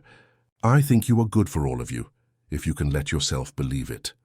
After Margaret left, Camilla sat with those words, turning them over in her mind. Could she believe it? Could she trust that this fragile thing they were building might actually last? Every instinct she had developed over the past decade screamed that it was temporary, that something would go wrong, that she should be prepared to run at any moment. But another voice, quieter but growing stronger, suggested that maybe she had been running from the wrong things. Maybe the danger was not in staying, but in never giving herself permission to be happy. That evening, after Olivia was asleep and the dinner dishes were done, Harrison asked Camilla to walk with him. They followed the path to the tree fort, then beyond it to a clearing she had not seen before. The view opened up suddenly, revealing a sweeping panorama of mountains layered against the darkening sky. It was breathtaking. "I come here when I need to think," Harrison said, sitting on a fallen log. "It helps me remember how small most of my problems actually are." Camilla sat beside him. "What problems are you thinking about tonight?" He was quiet for a long moment. Then he said, "I got an email yesterday from a development company. They want to buy this property." The words hit her like cold water. "What?" "It is not the first time. They have been reaching out for over a year, but this time the offer is serious. Very serious." He pulled out his phone and showed her the number. It was enough to make Camilla's breath catch. More money than she had ever imagined anyone having, let alone turning down. "That is life-changing money," she said carefully. "It is." "What do they want to do with the property?" "Turn it into a boutique resort. Ecotourism, high-end cabins, the whole thing. They say it would be good for the local economy. Jobs for people in town. Increased business for local shops." They are probably right. But this is Olivia's home. The only stable place she has known since her mother passed. This is where I built her that tree fort and taught her to identify bird calls and promised her we would never have to move again. He rubbed his face tiredly. "And it is where I met you. Where we started building something that actually feels like a future instead of just survival. Harrison, you cannot turn down that kind of money because of me. I am not... Do not say you are not permanent. Do not say you are not worth it. I am tired of both of us pretending that what we have here is not real." The frustration in his voice was new. Camilla turned to look at him and found him staring at the mountains with an intensity that had nothing to do with the view. "What do you want?" she asked quietly. "I want to keep this place. I want to keep building the workshop into something real. I want Olivia to grow up here with space to run and trees to climb and a community that knows her name." He turned to face her. "And I want you here, not as a guest or an employee or someone passing through, but as part of this family, as my partner, as someone who stays." The declaration hung in the air between them, too big and too honest to take back. Camilla felt her heart hammering. "You barely know me. I know you well enough. I know you are kind even when you have every reason to be bitter. I know you are strong even when you feel weak. I know my daughter loves you and you love her back genuinely, without reservation. I know that when you walk into a room I breathe easier. What else do I need to know? That I am terrified. That I do not know how to do this. That every relationship I have ever had has ended badly, and I am probably going to ruin this too." "Or," he said, taking her hand, "you could choose to believe that not every story has to follow the same pattern, that maybe you have been hurt before, because you were with the wrong people in the wrong circumstances. That maybe this time it is different because I am different and you are different, And we both actually want this to work. Do you? Want this to work? More than I have wanted anything in a very long time. His grip on her hand tightened. I am not asking you to marry me tomorrow or make any huge declarations. I am just asking you to stop treating this like it is temporary. Stay because you want to be here, not because your car is broken or because you have nowhere else to go. Stay because this is home. Camilla looked out at the mountains, then back at Harrison. In his face she saw vulnerability and hope mixed together, the expression of a man who was risking everything on the chance that she might say yes. And suddenly the choice seemed obvious. She could keep running, keep protecting herself, keep treating happiness like something that happened to other people, or she could be brave enough to stay. Okay, she said. Okay? Okay, I will stay. Not temporarily. Not conditionally. Just stay. She smiled, feeling something tight in her chest finally loosen. This is home. Harrison pulled her into a hug that felt like relief and promise all mixed together. They stayed like that for a long time, watching the stars emerge one by one, neither of them talking because words would have been redundant. When they finally walked back to the house, something had shifted between them. Some invisible line had been crossed, and they were both standing on the other side of it together. The next morning, Harrison called the development company and turned down their offer. The decision was made without fanfare or second-guessing. This was their home. This was their life. No amount of money was worth trading that away. But news traveled fast in small towns, and within days everyone in Clear Ridge knew that Harrison Coleman had rejected a fortune to keep his property. Speculation ran wild. Some people thought he was crazy. Others thought it was romantic in an impractical sort of way. A few understood that some things mattered more than money. That roots and community and love were worth more than numbers in a bank account. Camilla heard the whispers when she went into town, saw the curious looks, fielded the not-quite-subtle questions. But she held her head high and answered with the simple truth. Harrison had built a life here. She was part of that life now. They were building something together, something real and permanent and worth protecting. Patricia Chen called with good news. Marcus Webb's lawyer had reached out about settling. The counterclaim had rattled them, especially the detailed documentation of harassment and wrongful termination. They wanted to make it go away quietly, which meant dropping the defamation suit and paying a settlement that would cover legal fees, and then some. It was not justice exactly, but it was close enough. Most importantly, it was over. When Camilla told Harrison, he picked her up and spun her around the kitchen, laughing with relief. Olivia, not understanding the details but understanding the emotion, joined in the celebration by doing a victory dance that involved a lot of jumping and very little actual dancing. That night they had a proper celebration dinner, complete with a cake that Harrison attempted to bake and slightly burned but tasted good anyway.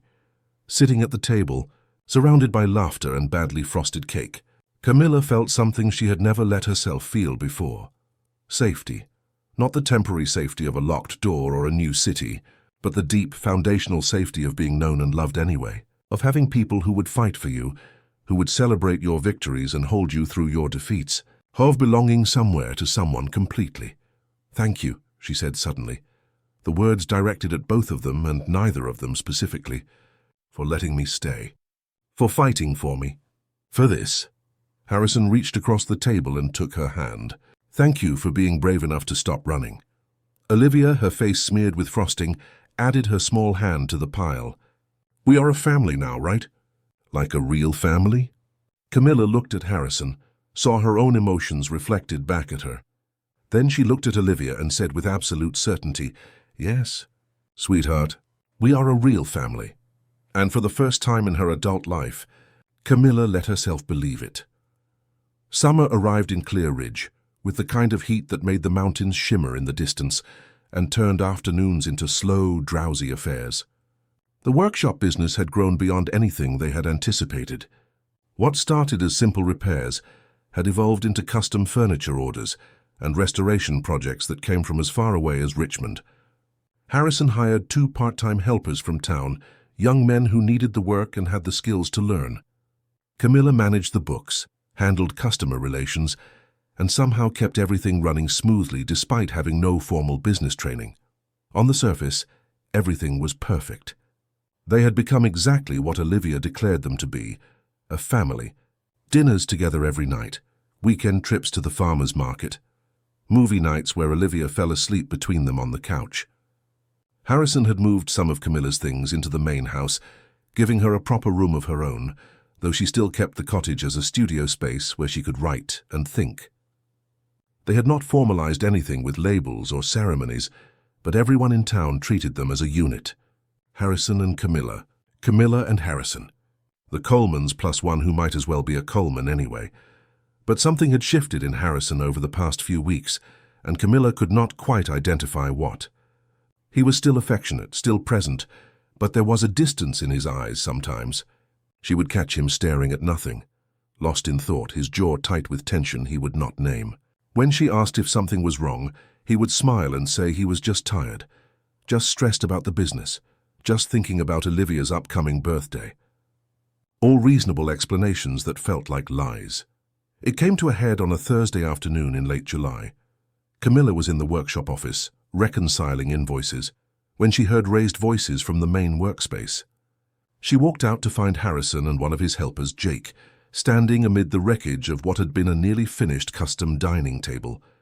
The wood was split down the middle, hours of work destroyed by what looked like a single careless moment. "I am sorry, Harrison. I thought the clamp was secure. I did not mean, you did not think." "That is the problem." Harrison's voice was sharp, colder than Camilla had ever heard it. "That table was promised for Saturday. The client has been waiting 6 weeks.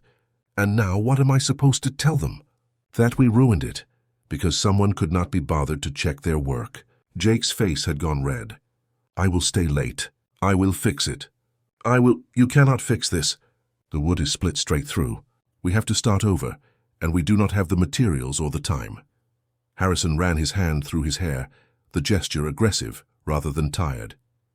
"Just go home. I need to think." Jake left quickly, clearly shaken. The other helper, Marcus, found an excuse to disappear as well. Camilla waited until they were alone before approaching Harrison. "That was harsh," she said carefully. "It was an accident, an expensive accident, one we cannot afford.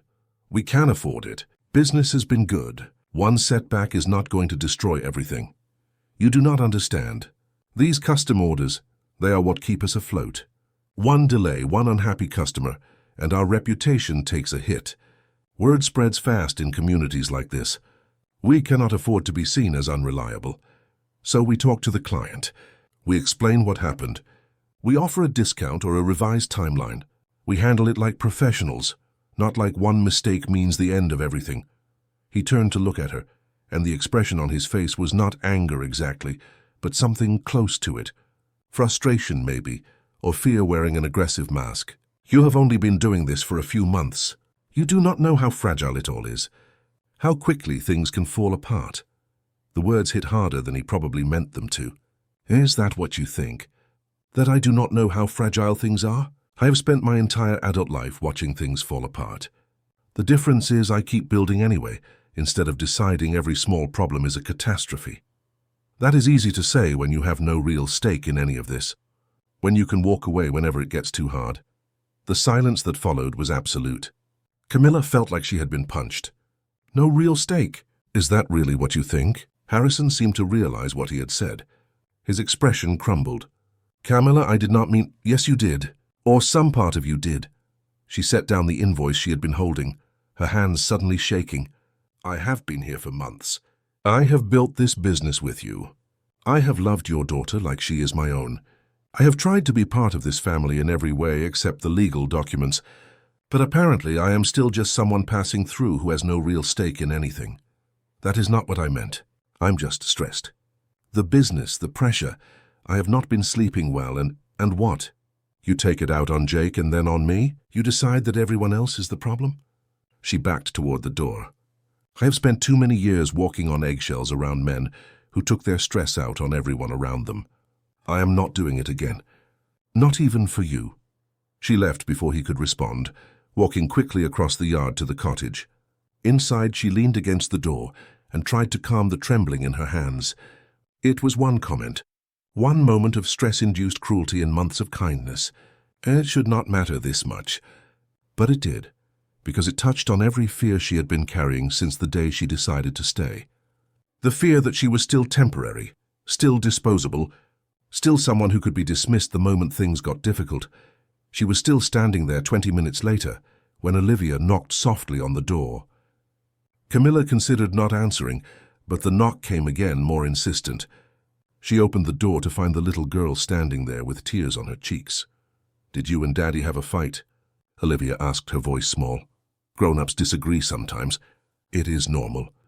But you are not going to leave, right? You promised you would stay." The question broke something inside Camilla. She pulled Olivia into a hug, holding her tight. "I'm not going anywhere, sweetheart. I promise." Daddy gets scary sometimes when he is worried. He does not mean to. He just forgets how to use his nice voice. Olivia pulled back to look up at her. "He is scared." "Scared of what?"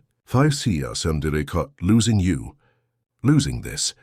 He told Mrs. Patterson that he does not know what he would do if you left, that you are the best thing that has happened to us. But I think that scares him because what if something happens and you have to go? The observation was far too perceptive for a 6-year-old. Camilla sat down on the cottage steps, pulling Olivia into her lap. "Your dad said that?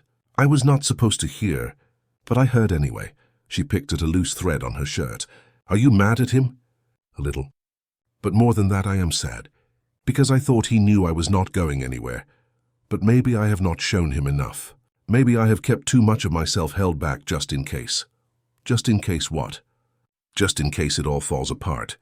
Just in case I have to run again." She smoothed Olivia's hair, thinking.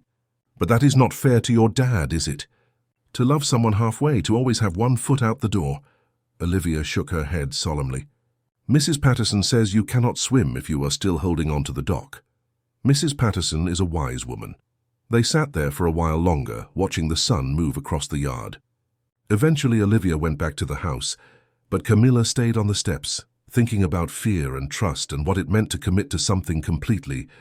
She was still there when Harrison appeared an hour later, walking slowly across the yard like he was approaching something dangerous. "Can I sit?" he asked. She nodded. He sat beside her, leaving a small space between them that felt bigger than it was. For a long moment, neither of them spoke. Then Harrison said, "I am sorry for what I said, how I said it, all of it. You did not deserve that." "No, I did not. I have been struggling with something.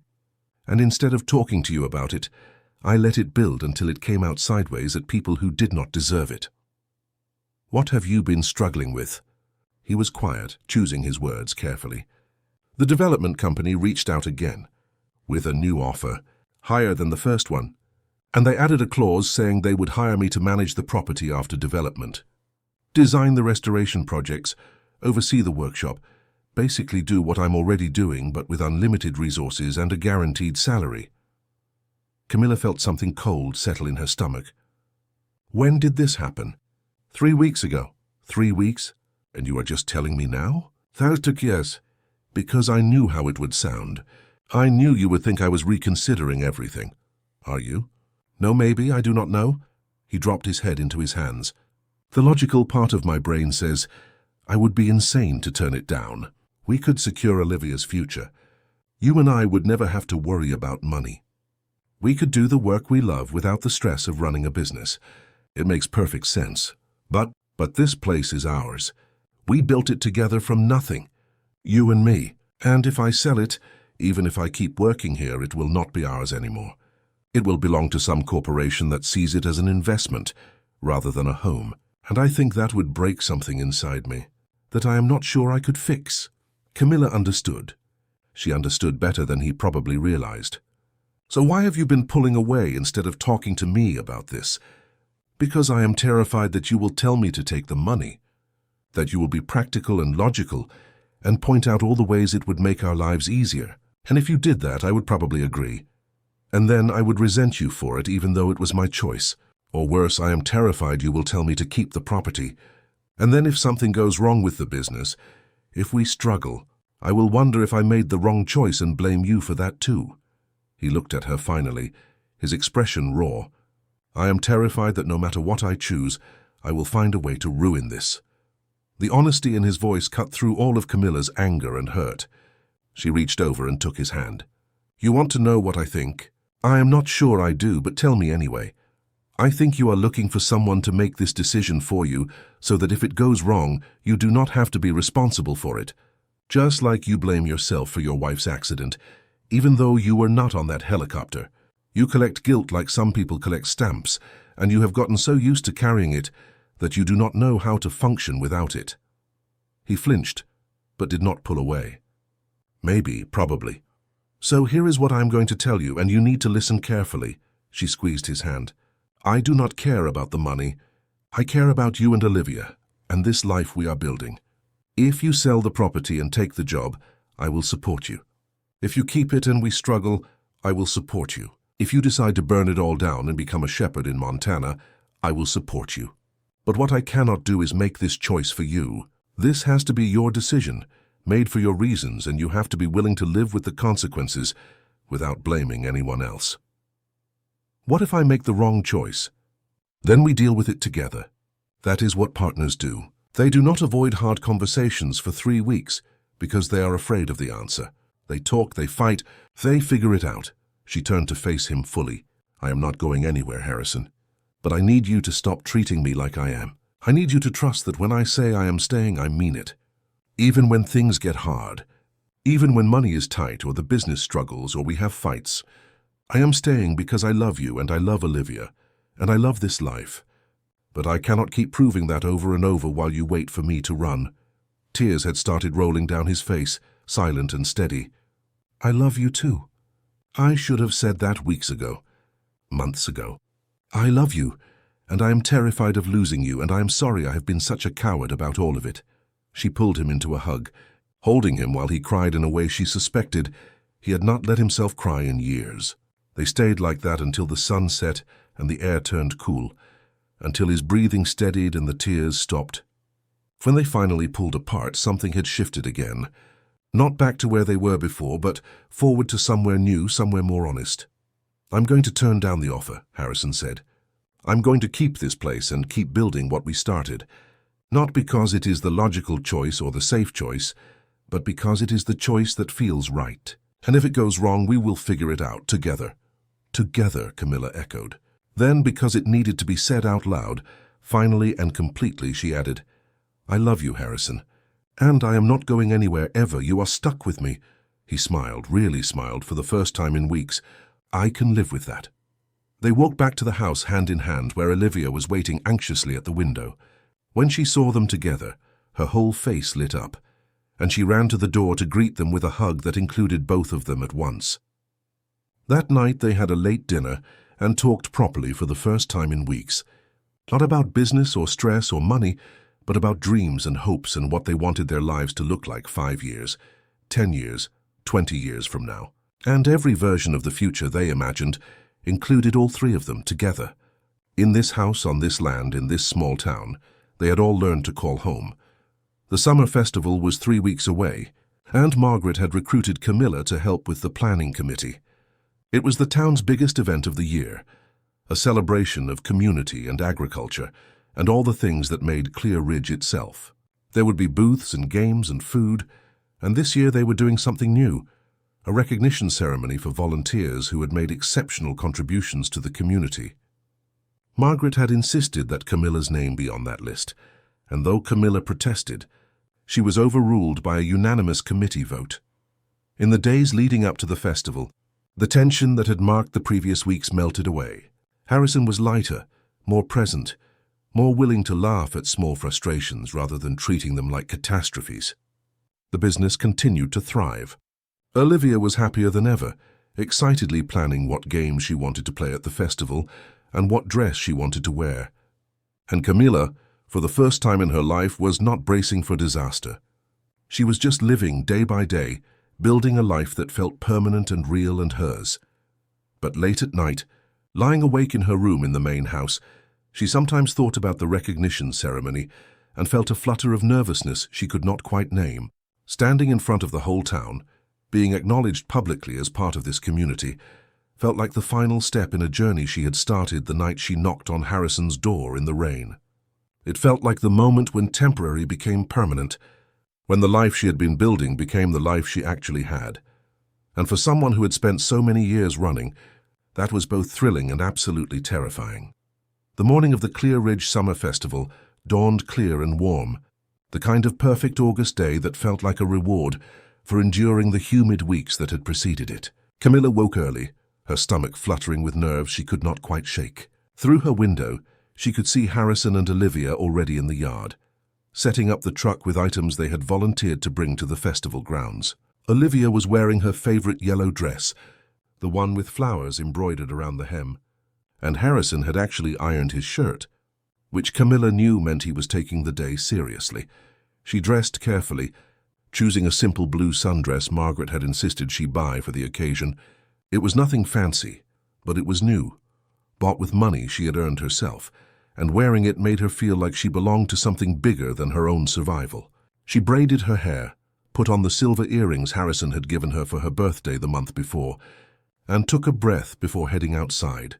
"You look beautiful," Harrison said when he saw her, his expression softening in the way that still made her heart skip. "You clean up pretty well yourself," Olivia bounced over, grabbing Camilla's hand. "Are you nervous? Mrs. Patterson says you are getting an award. That is a big deal." "It is not an award exactly. More like a thank you." "Still a big deal," Harrison said, loading the last box into the truck. "You have done more for this community in 6 months than most people do in years.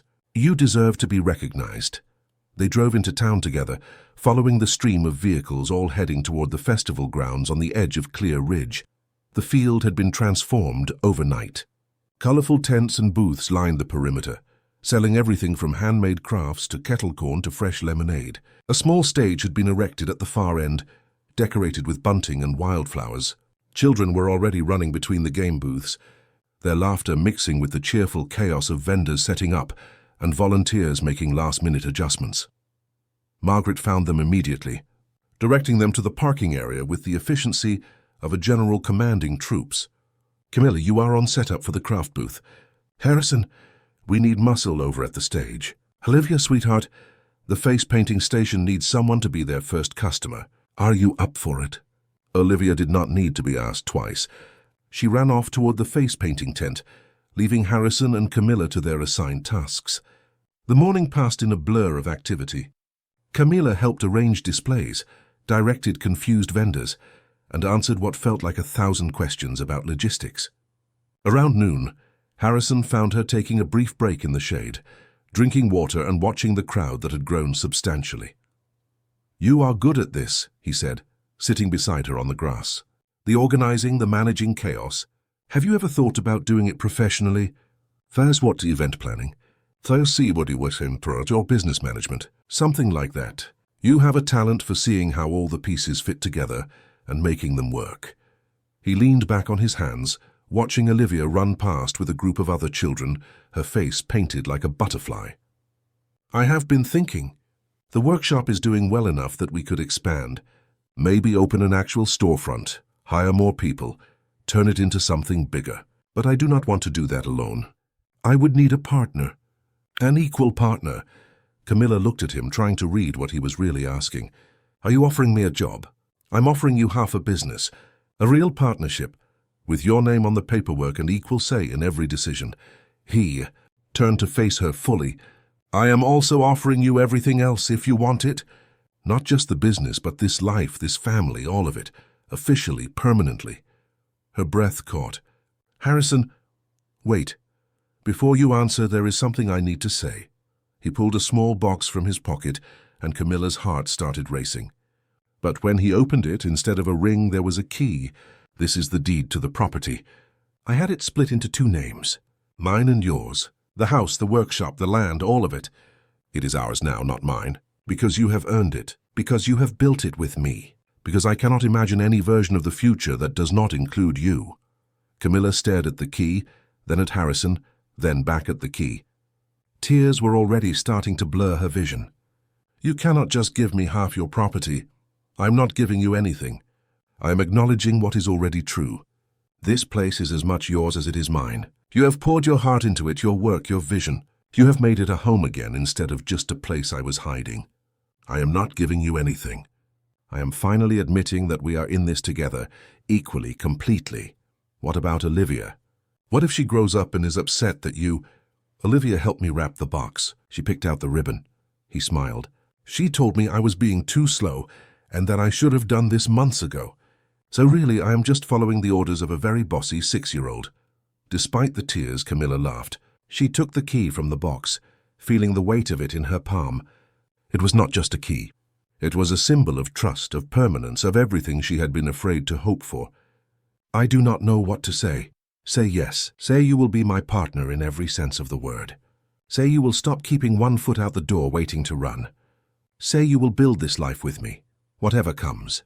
She looked at him, this man who had opened his door to a stranger in the rain, and somehow saw past her fear to the person she could be. This man who had offered her safety and then gone further, offering her equality, respect, love. This man who was now sitting on the grass at a summer festival, asking her to be his partner in every way that mattered. "Yes," she said, and the word felt like freedom. Yes to all of it. The business, the property, this family, this life, yes. He pulled her into a kiss that tasted like lemonade and joy and promises kept. When they broke apart, Olivia was standing nearby with Margaret, both of them grinning like they had known this was coming all along. "Finally," Olivia said, running over to throw her arms around both of them. "Does this mean Camilla is staying forever now?" "Forever," Camilla confirmed, hugging her back. "You are stuck with me." "Good, I like being stuck with you." The afternoon flew by. Camilla floated through her volunteer duties in a daze of happiness, the key burning like a talisman in her pocket. Around 4 o'clock, Margaret rounded up all the volunteers being recognized and herded them toward the stage. There were maybe a dozen people total, all of them long-time residents of Clear Ridge who had contributed to various community projects. Camilla felt out of place among them, too new, too much of an outsider still. But Margaret squeezed her hand and whispered, "You belong here," and Camilla chose to believe her. The mayor, a jovial man named Frank Henderson, took the microphone and began calling names. Each person came forward to polite applause and a few words about their contributions. When he got to Camilla's name, she climbed the steps to the stage on shaky legs, her heart pounding so hard she was sure everyone could hear it. Mayor Henderson shook her hand warmly. Camilla Reeves arrived in Clear Ridge just 6 months ago, but in that short time, she has become an integral part of our community. She has helped revitalize the Coleman Workshop, turning it into a thriving local business. She has volunteered countless hours helping with community events, supporting local families, and bringing new energy to our town. But more than that, she has shown us what it means to become part of a community not by birth but by choice, by dedication, by showing up every day and putting in the work. Clear Ridge is better for having her here, and we hope she chooses to stay for a very long time. The applause that followed was warm and genuine. Camilla looked out at the crowd and saw familiar faces. Ashley from the general store, who had been cold at first but had gradually warmed. The women who had gossiped about her, now smiling and clapping. Jake and the other workshop employees. Customers she had helped. People she had gotten to know over morning coffee and evening walks. And right in front, Harrison and Olivia, both of them beaming with pride. She managed to say thank you into the microphone, her voice shaking only slightly, then retreated from the stage before the tears that were threatening to fall could actually spill over. But as she reached the bottom of the steps, Harrison was there. He had come around to the side of the stage, away from the crowds, and he was holding something. Not the key this time, but a small wooden box that looked hand-carved. "What is this?" she asked. "Open it." Inside the box was a note folded carefully. The paper was thick and cream-colored, and the handwriting was Olivia's careful printing, though the words had clearly been dictated by Harrison. It read, "If you want, we can be a family. Not because we have to be, because we choose to be, because we love you, because you are already home."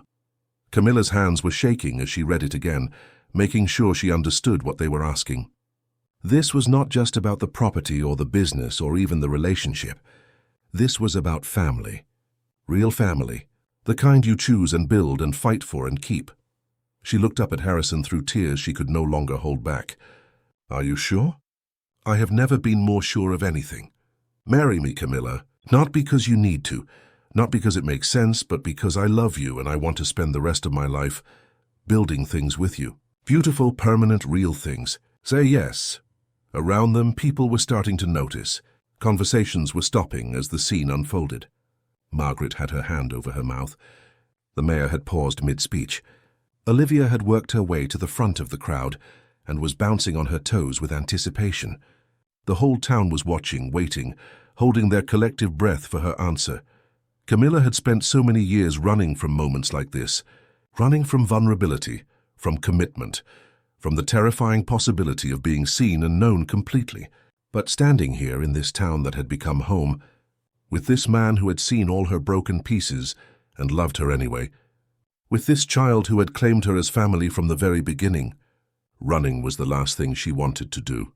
"Yes," she said, loud enough for everyone to hear. "Yes, I will marry you." The crowd erupted. Harrison picked her up and spun her around, laughing and crying at the same time. Olivia ran over and attached herself to both of them in a hug that nearly knocked them over. Margaret was wiping her eyes. Ashley was taking pictures. The mayor made some joke into the microphone about Clear Ridge being the most romantic place in Virginia. And through it all, Camilla felt something she had never let herself feel before. Certainty. Bone-deep, unshakable certainty that she was exactly where she was supposed to be. The rest of the festival passed in a joyful blur. People kept coming up to congratulate them, to share their own stories of love found in unexpected places, to welcome Camilla officially into the community as one of their own. As the sun set and the lights came on around the festival grounds, Camilla stood with Harrison and Olivia, watching the fireflies emerge and the first stars appear, and felt a peace so complete it was almost overwhelming. "Thank you," she said quietly, the words directed at both of them and the universe in general, "for giving me a reason to stop running, for showing me what home feels like." "Thank you for being brave enough to stay," Harrison replied, his arm around her waist, Olivia holding both their hands. They stayed until the very end, helping clean up and pack away, saying goodbye to new friends and old. As they drove home under a sky full of stars, Olivia fell asleep in the back seat, exhausted from the day's excitement. Camilla looked over at Harrison, at his profile illuminated by the dashboard lights, and felt a surge of gratitude so strong it almost hurt. She had come to Clear Ridge with nothing but a broken car and a backpack full of running. She was leaving this day with a home, a family, a business, a community, and a future she had never dared to imagine. She had learned that sometimes the best things in life happen not when you were chasing them, but when you were brave enough to stand still and let them find you. That family was not always about blood or legal documents, but about choice and commitment, and showing up every day even when it was hard. That home was not a place you came from, but a place you built, brick by brick, with people who saw you and loved you and chose you anyway. As they pulled up to the house, their house, Camilla looked at the cottage where she had first stayed, at the workshop where they had built something real together, at the main house where Olivia slept and dreamed and felt safe. And she knew with absolute certainty that she was finally, truly, completely home. Dear listeners, we hope that Harrison, Camilla, and Olivia's story has touched your heart. Their journey reminds us that sometimes the most beautiful chapters of our lives begin when we are brave enough to stop running and start building. If this story moved you, we have prepared a special playlist filled with equally captivating stories about love, family, and second chances. You can find it by clicking on the left side of your screen. If you enjoyed this story, please do not forget to subscribe to our channel and give this video a thumbs up. Every day we bring unique stories that explore the complexity of life, love, and the courage it takes to call somewhere home. We would love to hear your thoughts in the comments below. Have you ever found home in an unexpected place? Have you ever been brave enough to stop running and start building? Share your story with us. We are waiting to hear from you, and we will see you in the next story. Until then, remember that home is not where you start, it is where you choose to stay.